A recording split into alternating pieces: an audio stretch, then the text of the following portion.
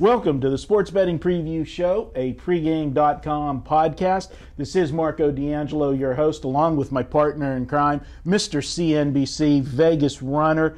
We're going to take a look at a Thursday basketball. TNT, baby, prime time. We're going to try doing these Thursday, big games on TNT and stuff. And now that football season's winding down, we're going to be shifting gears. We'll still have the remaining football games we'll preview, and you can see all of our videos at pregame.tv. But it's basketball, and it's a little bit trickier doing basketball in advance because you don't have a number. Normally I'd say current situation. If a team plays, tonight, and you're trying to predict what they're going to do on Friday, it's a little difficult.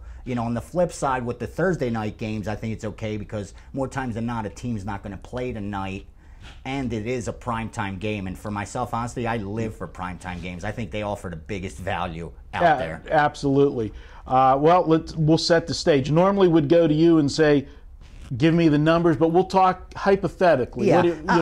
Lakers at Cleveland. Okay, Cleveland had already beaten them on Christmas Day. Lakers were a 6-point favorite. The total was 194. My true line for this game, I made Cleveland 5.5. And I made the true total at 195. Now, I think public perception, with the Lakers being the best team in the West, having revenge on their side, I wouldn't be surprised to see this line come out a little shorter. Cleveland around 4.5, and the total even lower. I wouldn't be surprised if I saw it come out 193, because 7 of the last 8 games between these two have stayed under the total. But when you dig a little deeper, what you find is that 5 of those totals were 201 or higher. Right. So that's where I think, for myself, I think the true line is around 5.5, and 194, 195. I think it's going to be right around there. I personally put the game at 4.5. The total, I was up in the air. The only problem that you have with the total is, I agree with you in when you look at the game and the actual true number, but being that this is Lakers and it's Cleveland, you got, even though the Cleveland plays defense, sure, but when you think of Cleveland, you immediately think LeBron James. Yeah. And the Kobe show and who's going to outdo who, so you're going to get some offense. And it's on TV, so guys are going to be betting a game that maybe normally wouldn't be betting a game. And we've said it a gazillion times on these podcasts. The public naturally is going to bet overs more than unders. Yeah, so right. Vegas might, shade this up a little bit higher than we think. I wouldn't be surprised because of that.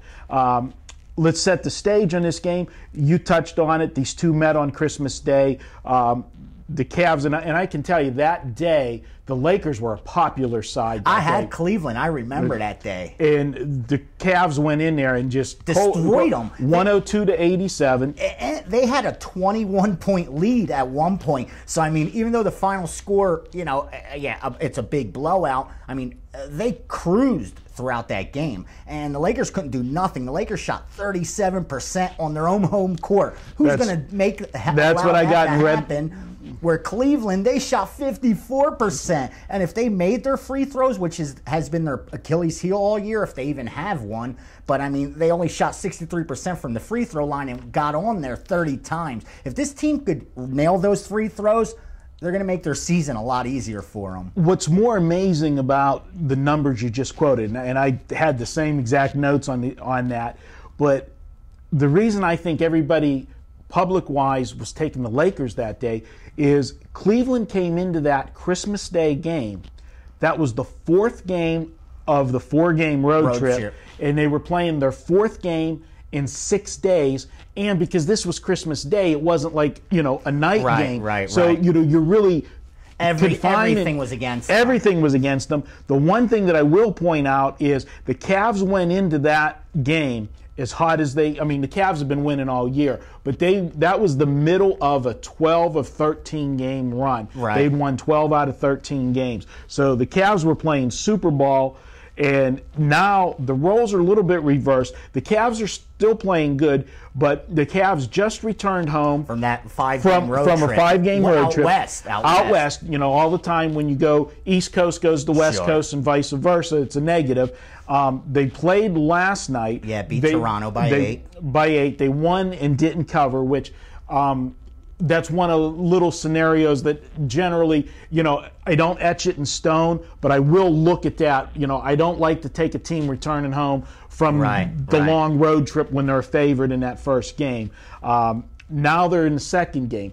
And to me, it's been a high percentage play for the team that did return home, won but didn't cover, to come back with a sharper effort the second game. And the thought process makes sense. Because, let's face it, these guys are humans. They're away from their family for 5, 6, 7 days, whatever it is. The routine is disrupted. When you come home, even though they're athletes, you still got your kid telling you how he's doing in school, your wife letting you know the sprinkler in the back's broken. Well, they're calling somebody to fix but that. You know what I'm saying? Wife saying, "Hey, you've been gone a week. We got to go to dinner." So everything's a little bit different. Sure. Then when they're home that second game, they're it's back to normal, to the routine. That's my thinking on it. Now, you throw that out the window because this is the Lakers. This is a monster game, and the Lakers do have revenge. I got to say to you, is there any body part on Kobe Bryant right now that isn't hurt? No, and the thing is, he's showing a lot of character playing through the injury. That's showing the rest of the team, I don't want to hear about your aches and pains and your knee hurts and I'm taking the night off. And when your leader does that, that goes a long way in the locker room, I think. So I give them props for that, especially like you said, the way they've been playing. Both these teams come in winners of 7 of their last 10. They both have the best record in their respective conference. Let's tell it like it is. Right now, if the championship was tomorrow, these two teams are the best in each conference. That's what I think. And even coming in, they're both playing like it. But again, I think that is a factor, the Kobe not being 100%. The one thing that stuck out to me most, Marco, about this series, because when these two play each other, it is so much, it's a star-studded event. You know what I mean? All the cameras are on, the lights are on. That's what people are talking about. It's the primetime game. But strangely, oddly enough, the odds makers have been so off with this series. None of the games come close to the number. 6 of the last 10 have been won by the home team, okay? But 3 of the last 4 by the road team. So there's nothing there for you to get an edge on. But when you look, out of the last 6 games, 4 of them haven't even come within 12 points of the point spread. Yeah. And 5 of the last 6, the dog is won straight up. So, you need to be able to look past the line in this one and think, not saying, Lakers are a great spot because they're getting points or Cavs are giving up too many. Usually what happens is who wins the game covers the spread in this one. What I've got, and we've got about a minute and a half here to wrap this up. A couple negatives that I've got on the Lakers side. One, the Lakers, this is the first game of a road trip. I don't know if you noticed it. Unprecedented. They're starting an 8-game road trip. That's insane. 8 games on the road. Also, you've got, like you said, these are the 2 best teams, and we're looking at, they'll deem it as the NBA Finals preview. Well, it was supposed to be the NBA Finals last year. Right. And I think when Cleveland went into L.A. on Christmas Day, they're the team that wanted to make a statement. Yeah, absolutely. Okay, we screwed up. We should have been, playing you for the championship last year. They sent a message out. With that said, the Lakers' last game on Monday, the holiday, Martin Luther King Day, they played a huge game on TV. Yeah. They played Orlando. Orlando, the team they faced in the NBA Finals. Big revenge game. It was a dogfight. Lakers prevailed late, got the win by 6. The spread was 6.5. So, they're coming off a tough game. Lakers are not shooting the ball well. 8 straight games, they've shot 50% or below.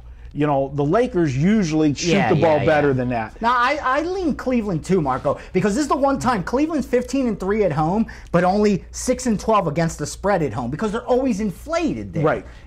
But I think this is the one rare time where you're going to be able to get a real solid home team that's the best team in the Eastern Conference where a number isn't inflated. And I think you may get line value here with the home team. Right now, I don't have an official pick. Yeah, I have a lean like the line, of course. I have a lean to you. I say lean to Cleveland up to -6. And that's going to wrap this up. We have a new feature. If you pick the final score of this game, you're going to get $100 in pregame dollars. Just go to pregame.tv, make a comment with your predicted score.